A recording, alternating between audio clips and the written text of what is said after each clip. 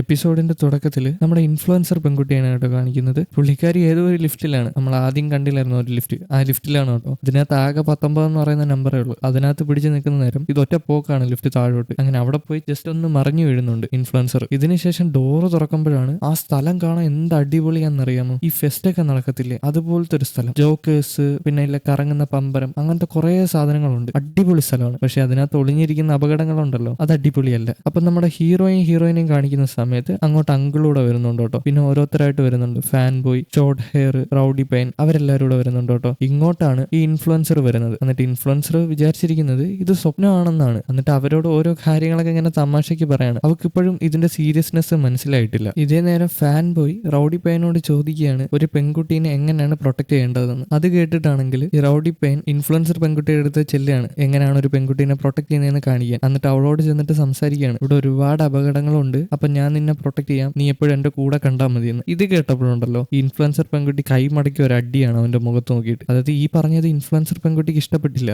എന്നിട്ട് ഇവര് തമ്മിൽ അവിടെ കിടന്ന് അടി ഉണ്ടാക്കുകയാണ്. അങ്ങനെ രണ്ടു കൂട്ടരെയും പിടിച്ചു മാറ്റുകയാണ് അവര്. ഇതേ നേരം തൊട്ടടുത്ത കൂടാരത്തിൽ നിന്ന് ശബ്ദം കേൾക്കുകയാണ്, ഗെയിം തുടങ്ങാൻ സമയമായി എന്ന് പറഞ്ഞിട്ട്. അങ്ങനെ അവരെല്ലാരും കൂടെ ആ കൂടാരത്തിലോട്ട് കയറുകയാണ് കേട്ടോ. അങ്ങനെ ആ കൂടാരത്തിനകത്ത് നോക്കുന്ന നേരത്ത് വേറെ കുറെ കൊച്ചു കൊച്ചു കൂടാരങ്ങൾ അതിനകത്തുണ്ട്. ഒരാൾക്ക് കയറി നിൽക്കാൻ പറ്റുന്നതാണ് അകത്തത്. ഇതേ നേരം ഒരു വലിയൊരു പാവ അവിടുന്ന് പൊങ്ങി വരികയാണ് കേട്ടോ. എന്നിട്ട് പറയാണ് എല്ലാവരും ഇതിന്റെ സെന്ററിലോട്ട് വരണം, അവിടെ ഒരു കാർഡ് കിട്ടും, അങ്ങനെ ഓരോ നമ്പർ ആയിരിക്കും ആ കാർഡിലെന്ന്. അങ്ങനെ എല്ലാരും കൂടെ ഒരു ടേബിളിന് ചുറ്റും കൂടുകയാണ് കേട്ടോ. അപ്പൊ പെട്ടെന്ന് തന്നെ ടേബിളിൽ നിന്ന് കുറെ അധികം കാർഡ് ഓരോരുത്തരുടെ അടുത്തോട്ടും വരികയാണ്. അങ്ങനെ എല്ലാരും ഓരോ കാർഡ് വീതം എടുക്കുകയാണ് കേട്ടോ. അപ്പം ഓരോന്നിനും ഓരോ നമ്പർ ഉണ്ട്. അപ്പൊ ഓരോ ആൾക്കാർക്കും ഓരോ നമ്പറാണ് കേട്ടോ കിട്ടിയിരിക്കുന്നത്. ഇതിനർത്ഥം എന്താണ്? ഓരോരുത്തരും ഓരോ നമ്പറുള്ള കൂടാരത്തിൽ വേണം കയറാൻ. ഇവർക്ക് ഇതെന്തോന്നൊന്നും മനസ്സിലാവുന്നില്ല കേട്ടോ. ഈ പാവ റൂളൊന്നും പറഞ്ഞു കൊടുക്കുന്നില്ല ഗെയിം എങ്ങനെ കളിക്കേണ്ടതെന്ന്. അപ്പൊ ഓരോരുത്തരും ഓരോരുടെ കൂടാരത്തിൽ കയറുകയാണ് കേട്ടോ. പെട്ടെന്ന് തന്നെ ആ കൂടാരത്തിന്റെ ഡോർ അങ്ങ് അടയുകയാണ്. അപ്പൊ ആർക്കും ഒന്നും മനസ്സിലാവുന്നില്ല എന്താ സംഭവിക്കുന്നതെന്ന്. എന്തായാലും റൗഡി പയ്യന്റെ കൂടാരത്തിനകത്ത് ഒരു ട്രെയിൻ ഉണ്ട് കേട്ടോ. പിന്നെ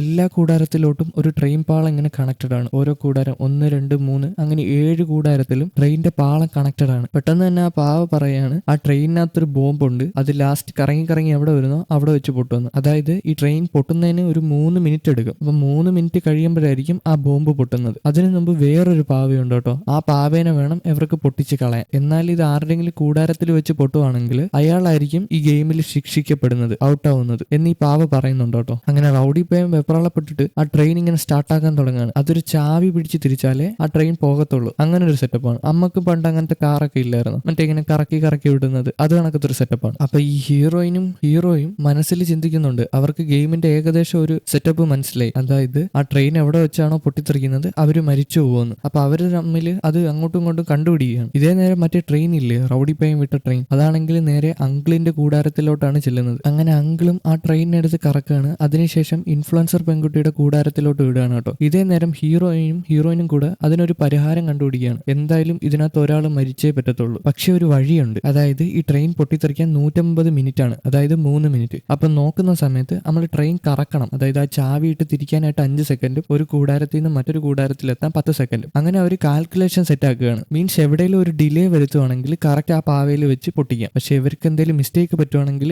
സമയത്തിന് എന്തെങ്കിലും ഒരു ചെറിയൊരു പ്രശ്നം സംഭവിക്കുകയാണെങ്കിൽ തന്നെ കൂടാരത്തിൽ വെച്ച് ഇത് പൊട്ടിയിരിക്കും. അങ്ങനെ ഹീറോയിനും ഇത് മനസ്സിലായി കേട്ടോ, ഇതെങ്ങനെ വർക്കാവുന്നതെന്ന്. ബാക്കിയുള്ള ആൾക്കാർക്ക് ചിന്തിക്കാനുള്ള ടൈമൊന്നും ഇല്ല. അങ്ങനെ ഈ ഇൻഫ്ലുവൻസർ പെൺകുട്ടിയെ കാണിക്കുകയാണ്. പുള്ളിക്കാരി അത് കറക്കിയിട്ട് നേരെ നമ്മുടെ ഹീറോയുടെ കൂടാരത്തിലോട്ടാണ് കേട്ടോ വിടുന്നത്. അങ്ങനെ ഈ ട്രെയിൻ നേരെ ഹീറോന്റെ കൂടാരത്തിലോട്ട് വരികയാണ്. ഇതേ നേരം നമ്മുടെ ഷോർട്ട് ഹെയറിനെ കാണിക്കുകയാണ് കേട്ടോ. അവള് നല്ല ബുദ്ധിയുള്ള കൂട്ടത്തിലാണ്. ഈ ഹീറോയിനും ഇതിനെപ്പറ്റി കണ്ടുപിടിക്കുന്ന നേരത്ത് പുള്ളിക്കാരി സെക്കൻഡ് എണ്ണമായിരുന്നു. അവിടെ വേറെ സമയം കാണിക്കുന്ന ക്ലോക്കോ വേറെ ഒന്നുമില്ല, പുള്ളിക്കാരി സെക്കൻഡ് എണ്ണമായിരുന്നു. അതായത് അവൾ ഒരു അത്ലറ്റാന്ന് ഞാൻ നേരത്തെ പറഞ്ഞിട്ടില്ലായിരുന്നു. പുള്ളിക്കാരിയുടെ ഹെഡ് ബീറ്റ് എന്ന് വെച്ചാൽ ഒരു സെക്കൻഡിൽ 60 ബീറ്റാണ്. അപ്പൊ ഹെഡ് ബീറ്റ് എണ്ണിയാൽ മതി 1 മിനിറ്റ് ആയെന്ന് അറിയാൻ പറ്റും. അതായത് പുള്ളിക്കാരി കാമായിട്ട് നിൽക്കുകയാണ്. എന്തെങ്കിലും ടെൻഷൻ വല്ലതും വരുവാണെങ്കിൽ ഹെഡ് ബീറ്റ് എന്തായാലും കൂടും, സ്ട്രെസ് വരുവാണെങ്കിൽ. അങ്ങനെ വരാതെ പുള്ളിക്കാരി മാക്സിമം ട്രൈ ചെയ്തിട്ട് കറക്റ്റ് 60, അതായത് നോർമൽ ഒരു മനുഷ്യന്റെ ആണെങ്കിൽ 60 ആണ്. പുള്ളിക്കാരി അത്ലറ്റ് കൂടെ ആയതുകൊണ്ട് 60 ആയിരിക്കും കറക്റ്റ്. അതായത് മെഡിക്കൽ കണ്ടീഷൻ ഉണ്ട് ഹേർട്ടിന് വേണ്ടിയിട്ട്. അതായത് നല്ല വർക്കൗട്ട് ഒക്കെ ചെയ്യുന്ന ഒരാളാണെങ്കിൽ അവർക്ക് സാധാരണ നമ്മളെ പോലെ മനുഷ്യരെ കാട്ടിയും ഹെഡ് ബീറ്റ് കുറവായിരിക്കും. ചിലർക്ക് 40 ഒക്കെ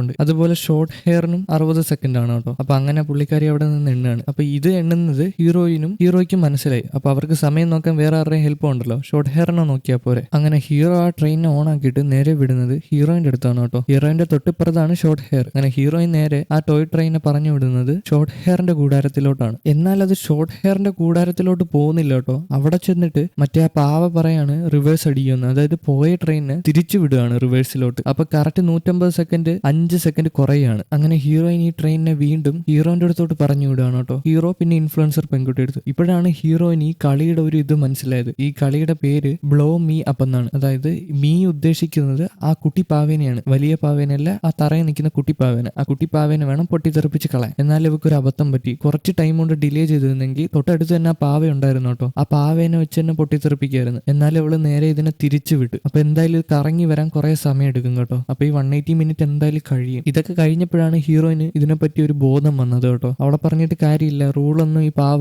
അവൾക്ക് പറഞ്ഞു കൊടുത്തില്ല, ആർക്കും പറഞ്ഞു കൊടുത്തില്ല, ആർക്കും ഒന്നും മനസ്സിലായതുമില്ല. ഇതേ നേരം ആ ട്രെയിൻ ആണെങ്കിൽ ഇൻഫ്ലുവൻസർ പെൺകുട്ടി നേരെ അങ്കിളിന്റെ അടുത്ത് വിടുന്നുണ്ട് കേട്ടോ. അങ്കിൾ അതിനെ നേരെ പറഞ്ഞു വിടുന്നത് റൗഡി പയ്യന്റെ അടുത്താണ്. അപ്പൊ തൊട്ടടുത്ത് തന്നെ മറ്റേ പയ്യനുണ്ട് കേട്ടോ. ആരാണ്? Fan boy. അങ്ങനെ ഈ ട്രെയിൻ ആണെങ്കിൽ ഫാൻ ബോയുടെ അടുത്ത് ചെല്ലുകയാണ്. പക്ഷെ സമയം ഒരുപാട് താമസിച്ചു കേട്ടോ. ഇനി ഏതാണ്ട് 10 സെക്കൻഡേ ഉള്ളൂ. അപ്പം നെക്സ്റ്റ് ക്യാബിൽ നിൽക്കുന്നത് ആ ഷോർട്ട് ഹെയർ ആണ്. അങ്ങനെ ആ ട്രെയിൻ അവിടെ പറഞ്ഞു വിടുവാണെങ്കിൽ ഷോർട്ട് ഹെയർ എന്തായാലും മരിച്ചു. അപ്പൊ അവളുടെ തൊട്ടപ്പുറത്തായിരുന്ന ആ പാവ ഒരു പ്രശ്നം ഉണ്ടായിരുന്നു കേട്ടോ. അതായത് ഈ സമയം കഴിയുന്ന സമയത്ത് ഈ റൗഡി പയ്യൻ ഒരുപാട് വെപ്രാളപ്പെട്ടിട്ട് ഈ ട്രെയിനിനെ കുറെ ഡിലേ ചെയ്തായിരുന്നു. അതുകൊണ്ട് തന്നെ കുറെ സമയം അങ്ങ് പോയി കേട്ടോ. ഇല്ലായിരുന്നെങ്കിൽ അവർക്ക് കറക്റ്റ് ആ പാവേനെ പൊട്ടിത്തെറിപ്പിക്കാൻ പറ്റിയേനെ. ഇപ്പൊ അവിടെ ചെറിയൊരു പ്രശ്നം എന്ന് വെച്ചാൽ ഈ റൗഡി പയ്യൻ പേടിച്ചിട്ട് കുറെ ഡിലേ ആയിപ്പോയി. അതുകൊണ്ടാണ് കേട്ടോ. അവനെ പറഞ്ഞിട്ട് കാര്യമില്ല, ആരായിരുന്നാലും ആ അവസ്ഥയിൽ അങ്ങനെ പേടിച്ചു പോകും. അങ്ങനെ ഫാൻ ബോയ്ക്ക് ആണെങ്കിൽ ആ ട്രെയിനിനെ അങ്ങോട്ട് പറഞ്ഞു വിടാൻ തോന്നുന്നില്ല. കാരണം എന്താന്ന് മനസ്സിലായി കാണുമല്ലേ, പുള്ളിക്കാരന് ഷോർട്ട് ഹെയറിന് ഒരുപാട് ഇഷ്ടമാണ്. അവള് മരിക്കുന്നത് ചിന്തിക്കാൻ പോലും പറ്റത്തില്ല. അങ്ങനെ ഒരാൾ എങ്ങനെയാ പറഞ്ഞു വിടുന്നത്? അവനാണെങ്കിൽ മരണം സ്വയമേ ഏറ്റെടുക്കുകയാണ് കേട്ടോ. ആ ട്രെയിനെ പറഞ്ഞു വിടാതെ ആ ട്രെയിനെ അവൻ നെഞ്ചത്തോട് ചേർത്ത് പിടിക്കുകയാണ്. ഒന്ന് ആലോചിച്ച് നോക്കണേ അവനെ. ഇതേ നേരം പെട്ടെന്നൊരു പൊട്ടിത്തെറിയാണ്. പക്ഷെ നമ്മൾ വിചാരിക്കുന്ന കണക്ക് അത് പൊട്ടിത്തെറിച്ചൊന്നുമില്ല കേട്ടോ. ആ ക്യാബിൻ അവിടെ തന്നെ ഉണ്ട്. എന്തോ ഒരു പോപ്പർ കണക്കത്തെ സാധനമാണ് പൊട്ടിത്തെറിച്ചത്. അങ്ങനെ എല്ലാവർക്കും സമാധാനമായി. കാരണം ഫാൻ ബോയ്ക്കൊന്നും പറ്റിയില്ല, എല്ലാവർക്കും ഒരു കുഴപ്പമില്ല. അപ്പൊ പെട്ടെന്ന് തന്നെ അവൻ നിന്ന ക്യാബിൻ ഉണ്ടല്ലോ, അത് പതിയെ താഴോട്ട് പോകാൻ തുടങ്ങുകയാണ്. അതായത് പ്രശ്നമുണ്ട്, അവനെ കൊല്ലാനായിട്ട് താഴോട്ട് കൊണ്ടുപോവാണ് കേട്ടോ. എല്ലാവർക്കും മനസ്സിലായി അവൻ മരിച്ചു പോയെന്ന്. അങ്ങനെ എല്ലാവരും ആ സത്യം ഏറ്റെടുക്കുകയാണ്. അങ്ങനെ പെട്ടെന്ന് തന്നെ എല്ലാവരുടെ കൂടും തുറക്കുകയാണ് കേട്ടോ, കൂടാരം. അങ്ങനെ എല്ലാവരും പുറത്തിറങ്ങുന്ന നേരം ഈ റൗഡി പയ്യനും പിന്നെ ഈ ഷോർട്ട് ഹെയറും തമ്മിൽ അടിയാവുകയാണ്. കാരണം ഈ ഷോർട്ട് ഹെയർ വിചാരിച്ചിരിക്കുന്നത് അല്ലെങ്കിൽ സത്യമാണ്, റൗഡി പയ്യൻ കാരണമാണ് ഇച്ചിരി ഡിലേ ആയത്. അതുകൊണ്ട് തന്നെ ഈ റൗഡി പയ്യനെ കാരണം എന്ന് പറഞ്ഞാൽ അവനെ വല്ലാതെ അങ്ങ് വഴക്ക് പറയാണ്, അടി കൂടാണ് രണ്ടും കൂടെ ചേർന്നിട്ട്. റൗഡി പയ്യൻ ഒരുപാട് വിഷമായി കേട്ടോ ഇതൊക്കെ കാണുന്ന നേരത്ത്.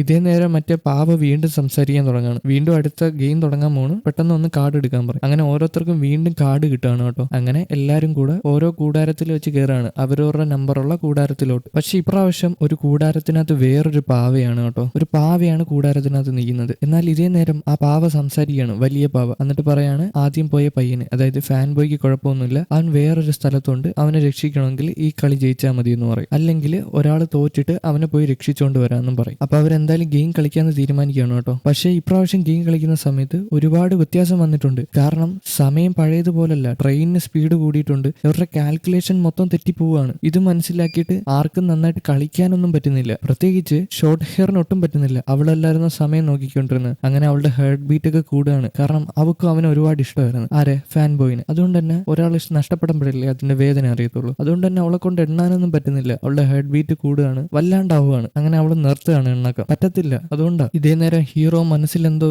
ആലോചിക്കുകയാണ് കേട്ടോ. എന്നിട്ട് ഷോർട്ട് ഹെയറിനെ നോക്കിയിട്ട് പറയാണ്, ഞാൻ അവനെ തിരിച്ചു കൊണ്ടുവരുമെന്ന്. അതായത് ഫാൻ ബോയുടെ കാര്യമാണ് പറയണത്. എന്ന് വെച്ചാൽ ഹീറോ സ്വന്തം ജീവൻ സാക്രിഫൈസ് ചെയ്യാൻ പോവാണ്. ഇതേ നേരം നമ്മുടെ റൗഡി പയ്യനെ കാണിക്കുകയാണ് കേട്ടോ. റൗഡി പയ്യന്റെ ക്യാബിനിലോട്ട്, അതായത് കൂടാരത്തിലോട്ട് ആ ട്രെയിൻ വന്നിട്ടുണ്ട് കേട്ടോ. പക്ഷെ അവൻ ആ ട്രെയിനെ പറഞ്ഞു വിടുന്നില്ല. അവൻ ആ ട്രെയിനെ എടുത്തോണ്ട് എന്തോ ആലോചിച്ചുകൊണ്ട് നിൽക്കുകയാണ്. അതായത് അവന് 2 ബ്രദേഴ്സിനെ ഓൾറെഡി നഷ്ടപ്പെട്ടു. അതായത് അമൂൽ പയ്യനെയും കൂട്ടുകാരൻ പയ്യനെ. ഇനി ഒരാളെ കൂടെ നഷ്ടപ്പെടുത്താൻ അവനെ കൊണ്ട് പറ്റില്ല. അതുകൊണ്ട് തന്നെ അവൻ സ്വയമേ അത് ഏറ്റെടുക്കുകയാണ്. പെട്ടെന്ന് തന്നെ ആ കൂടാരം പൊട്ടിത്തെറിക്കുകയാണ് കേട്ടോ. അതായത് പോപ്പർ വരികയാണ്. പോപ്പർ മീൻസ് ആകാശത്ത് പറക്കുന്ന ഒരു സാധനം. മറ്റേ നമ്മൾ ബർത്ത്ഡേ പാർട്ടിക്കൊക്കെ പൊട്ടിക്കത്തില്ലേ, അത്. പിന്നെ ഈ റൗഡി പയ്യനാണെങ്കിൽ ഫ്ലാഷ് ബാക്കിൽ ഒരുപാട് കാര്യം കണ്ടിട്ടുണ്ടായിരുന്നു. അതായത് ഈ കളി ജയിക്കാനായിട്ട് അവർ ഒരുപാട് കഷ്ടപ്പെട്ടിട്ടുണ്ടായിരുന്നു. ഈ കളി തോക്കാൻ കാരണം തന്നെ റൗഡി പയ്യനായിരുന്നു. അപ്പൊ അതിന്റെ കുറ്റബോധം കൂടെ കാരണമാണ് അവൻ ഇങ്ങനെ ചെയ്യുന്നത് കേട്ടോ. എന്തായാലും ആ കൂടാരം പതിയെ താഴോട്ട് താന്നു പോവാണ് കേട്ടോ. ഇതേ നേരം തന്നെ എല്ലാവരുടെ കൂടാരം തുറക്കുന്നുണ്ട്. അങ്ങനെ എല്ലാവരും പുറത്തിറങ്ങുന്നുണ്ട് കേട്ടോ. അപ്പൊ അത് ആരൊക്കെയാണെന്നറിയാമോ? Uncle, short hair, hero, heroine, influencer പെൺകുട്ടി. ഇവര് മാത്രമേ ഇപ്പൊ അതിനകത്ത് അവശേഷിക്കുന്നുള്ളൂ. ബാക്കി നമ്മുടെ ഫാൻ ബോയും പിന്നെ റൗഡി പയ്യനും താഴോട്ട് പോയില്ലേ. ഇതിനുശേഷം റൗഡി പയ്യനെ കാണിക്കുകയാണ്. റൗഡി പയ്യൻ വേറെ എവിടോ കണ്ണ് തുറക്കുകയാണ് കേട്ടോ.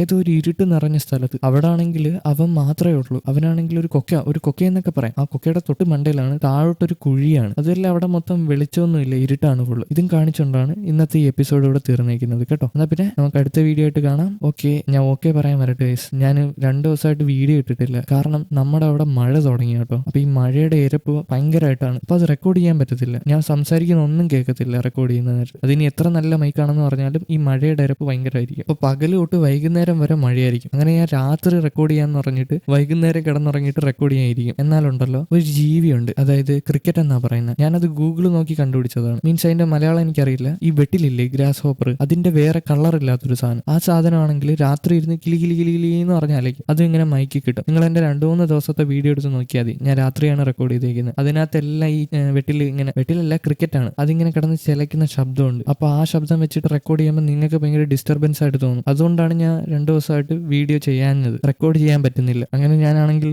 എന്റെ റൂമിലെ എയർ ഹോൾ അങ്ങ് അടച്ചു കേട്ടോ. ഇപ്പൊ കുഴപ്പമില്ല. ഇപ്പൊ മഴയുടെ ശബ്ദമൊന്നും വലുതായിട്ടില്ല. എനിക്കറിയില്ല, ഞാൻ ഇപ്പൊ റെക്കോർഡ് ചെയ്യുന്നവരെ ഇല്ല, ചിലപ്പോൾ കാണാം. അങ്ങനെയാണെങ്കിൽ ഞാൻ ഈ വീഡിയോ ഇടത്തില്ല കേട്ടോ. ഇനി അതില്ലെങ്കിൽ വീഡിയോ വരും. Okay, by.